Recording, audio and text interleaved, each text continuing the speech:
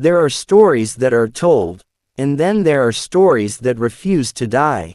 Stories that travel across deserts, cross oceans of time, and whisper into every generation. This is one of those stories. The story of a queen, a ruler of immense power, a woman whose name became legend. Bilqis, the Queen of Sheba. But this is not just a story of beauty or wealth. This is a story of faith, of intelligence, of political brilliance, and of a moment that changed history forever. Before we begin, if you are someone who seeks truth hidden inside history, if you want stories that connect faith with power and destiny, then stay with this journey. Because what you are about to hear is not just history, it is a message. Long before modern empires, before global superpowers, before borders were drawn on maps, there existed a kingdom in the southern lands of Arabia, a kingdom that controlled trade routes, a kingdom rich with gold, spices, and influence. This was Sheba, a land positioned perfectly between Africa and Arabia, a gateway between the East and the West. While the Mediterranean world was rising, while trade between ancient civilizations was intensifying, Sheba stood at the center. Caravans moved through its lands. Ships passed along its coasts. Merchants carried wealth from India to Egypt. And at the heart of this kingdom sat a queen. But what makes this story different is that her existence is not limited to one tradition. The Quran speaks of her.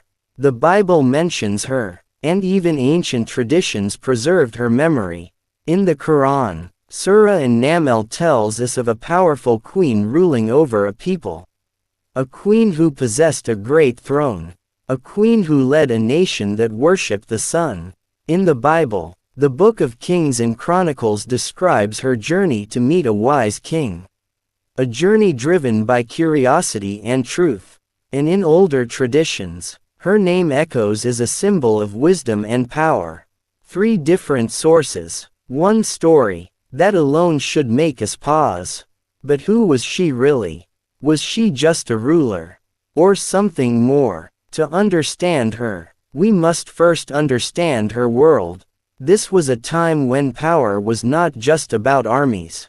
It was about control. Control of trade, control of knowledge, control of belief. The kingdoms of South Arabia were rising.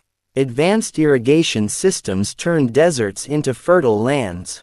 Massive dams controlled water. Agriculture flourished. And with agriculture came wealth. And with wealth came influence. The Queen of Sheba did not inherit a weak kingdom. She ruled over one of the most strategically powerful regions of her time. But power always comes with a test. And her test would come from a man unlike any other. A king, a prophet, a leader whose authority extended beyond the physical world. Sulaiman, known in the Bible as Solomon, a man gifted with wisdom, a man who could command not only humans, but forces unseen. The Quran tells us something remarkable. That Sulaiman was informed of a distant kingdom. A kingdom led by a woman. A kingdom that did not worship Allah. But instead, they worshiped the sun. Imagine that moment. A powerful prophet king, hearing about another powerful ruler. But one who stands on a different path. This was not just political. This was spiritual. And so, the first move was made. Not with an army, not with a threat, but with a message, a letter. Think about this. In a world where kings sent armies, where power was demonstrated through war, Sulaiman sent words, a letter that carried a message of truth, a message that invited, not forced, a message that challenged, but did not threaten. When the letter reached the queen, everything changed. The Quran describes her reaction. She did not panic. She did not react with arrogance. She called her advisors. She consulted her counsel. She analyzed. She thought. This alone tells us something powerful. She was not just a ruler. She was a strategist, she said, something that reveals her understanding of power. She said that when kings enter a land, they ruin it, and humiliate its people. This was not just a statement. This was experience. This was knowledge. She understood war. She understood conquest. And she wanted to avoid it. So what did she do? She chose diplomacy. Instead of rejecting the message, instead of preparing for war, she decided to test, to observe, to understand. She sent gifts, massive, expensive, symbolic, because in her world, gifts were not just gifts. They were messages, they were tests, they were negotiations. But what she did not realize was that she was not dealing with an ordinary king. Sulaiman rejected the gifts completely. This moment is where everything shifts, because now the queen understood this was not about wealth. This was not about power. This was something else, something greater. And for the first time, the most powerful queen of her region faced uncertainty. Who was this man who rejected wealth, who sent a message instead of an army, who spoke with authority, without threatening? This question would change everything, because now, this was no longer about diplomacy. This was a search for truth. And so, the Queen of Sheba made a decision that would echo through history. She would go herself, not send an ambassador, not send another gift. She would go, to see, to witness, to understand, a queen leaving her throne, traveling across lands, not for war, not for alliance, but for truth. This is where the story becomes something more. Because power usually moves toward control. But this time, power was moving toward understanding. And this is where our journey truly begins. Because what she would witness, what she would experience, would challenge everything she believed, everything she knew, everything she stood for. The desert winds carried her forward, across lands unknown, across distances that few rulers would dare to travel themselves. The Queen of Sheba was no longer just a ruler sitting on a throne. She was now a seeker, a leader stepping into uncertainty. Her journey was not small. Caravans filled with wealth moved alongside her. Servants, advisors, guards. This was not just travel. This was a statement. A queen does not move without purpose. And every step she took sent a message to the world. But deep inside, this journey was no longer about politics. It was about a question that refused to stay silent. Who is Sulaiman? As her caravan moved closer, another scene was unfolding. Far away, in the kingdom of Solomon, he already knew. The Quran tells us something extraordinary. That Sulaiman was informed of her coming. Not through spies, not through messengers, but through knowledge granted to him. And what he decided to do next was unlike anything seen before. He did not prepare an army. He prepared a demonstration. He turned to those around him, humans, jinn, beings seen and unseen, and he asked a question. Who among you can bring me her throne before she arrives? Pause for a moment. A throne, not a small object, not something easily moved. This was the symbol of her power, the center of her authority, the seat of her rule. One of the jinn stepped forward, powerful, confident. He said he could bring it before Solomon rose from his place. But then, another voice emerged, a man with knowledge. He said he could bring it faster, in the blink of an eye, and before anyone could fully understand. It happened. The throne of the Queen of Sheba appeared, right there, in front of Solomon. This moment was not just a miracle, it was a message. Because Sulaiman did not do this to show off power. He did it to prepare a realization.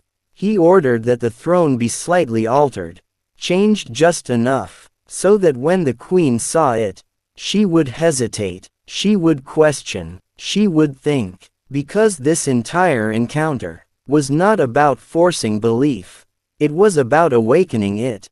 And then he prepared something even more extraordinary. A palace, unlike anything she had ever seen. Floors that looked like water. Glass so clear, so perfect, that it created an illusion. Everything was set, and then she arrived. The Queen of Sheba stepped into the kingdom of Solomon, not as a conqueror, not as a ruler above all, but as a guest. And the first test began. She was brought before the throne. Her throne, but it was not exactly the same. It was familiar, yet different, and she was asked, "Is this your throne?" This question seems simple, but it was not, because in that moment, she stood between certainty and doubt. If she said yes, she risked being wrong. If she said no, she risked denying what seemed real. And her answer revealed her intelligence, her balance, her awareness. She said, "It is as though it is." Not a full claim, not a denial, but an acknowledgement of uncertainty. This response was powerful, because it showed something rare. A ruler who does not rush to conclusions. A leader who understands limits. Sulaiman saw this, and the next stage began. She was invited into the palace. And as she approached, she saw what appeared to be water. A flowing surface beneath her feet. Instinctively, she lifted her dress to step through, but there was no water. It was glass, perfectly crafted. At that moment, everything shifted, because this was not just architecture. This was perception being challenged, reality being questioned, understanding being expanded. The Queen of Sheba, who had ruled over wealth, power, advanced systems, now stood in front of something beyond her world. And for the first time, she realized, there is something greater. This was not magic. This was not trickery. This was knowledge, given by something higher. And now, the conversation changed. No longer about gifts. No longer about diplomacy. No longer about power. Now, it was about truth. The Quran captures the moment that defines everything. She said, "My Lord, I have wronged myself, and I submit with Solomon to God, the Lord of all worlds." This was not defeat. This was transformation. A queen, who had everything, chose truth over tradition, chose belief over pride, and that is what makes her story eternal. Because changing your belief, when you have power, is the hardest thing in the world. Most rulers hold on to control, even when they know they are wrong. But she did not. She chose something higher, and in doing so, she did not lose her power. She redefined it. This is where the real lesson begins. Because her story is not just about the past, it is a mirror for every leader, for every person who stands between truth and ego. History remembers kings, empires, wars, conquests, but very rarely does it remember a moment where power chose truth. The story of the Queen of Sheba is not just about a meeting. It is about what happens after the meeting, because the real test of a person is not what they see, it is what they do. After they see it, she had witnessed something undeniable, a power beyond wealth, beyond politics, beyond human limits. But now, she had to return, back to her kingdom, back to her people, back to a system built on beliefs she no longer held. And this is where the real challenge begins. It is easy to accept truth when you are standing in front of it, but it is difficult to carry that truth back into a world that is not ready for it. Imagine this: a queen returns after meeting a prophet king, after witnessing miracles, After changing her belief, what does she tell her people? How does she explain that everything they believed needs to change? This is leadership, not control, not authority, but transformation. The Quran leaves her story at a powerful point, her declaration, her submission, but history invites us to think further. Because this was not the end. It was a beginning, a new chapter. For her kingdom, the South Arabian kingdoms were already rising, trade routes expanding, influence growing, and now, imagine this kingdom, guided by a ruler who had seen truth. This changes everything, because when belief changes, decisions change. When decisions change, history changes. And here is where the global picture becomes clear. At the same time, the Mediterranean world was intensifying. Trade between civilizations was increasing. Ideas were moving faster than ever. Sheba was not isolated, it was connected, which means her transformation did not stay local. It spread through trade, through interaction, through influence. This is how real change happens.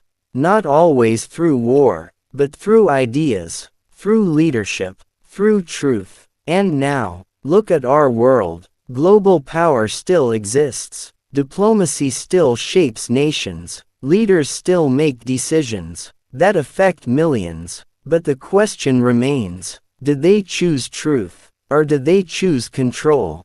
The Queen of Sheba faced that question, and she chose truth. And that is why her story survived.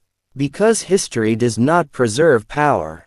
It preserves meaning. Empires fall, wealth disappears, but decisions echo forever. Now think about this. A queen who had everything still went on a journey to find truth. What does that say about us? If someone with power could question herself, could change, could seek, then what stops us? This is why her story matters. Not as a legend, but as a lesson in humility, a lesson in intelligence, a lesson in courage, because it takes courage to question what you have always believed. It takes strength to accept that you were wrong. And it takes greatness to change. The meeting between Sulaiman and the Queen of Sheba was not a clash, it was a convergence of two types of power, one rooted in the world, and one rooted beyond it.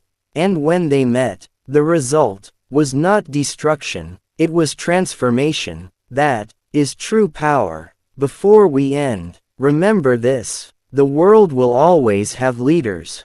There will always be power. There will always be influence. But the real question is not who rules. The real question is, who seeks truth? And when truth stands in front of you, will you recognize it, or will you turn away? The Queen of Sheba did not turn away.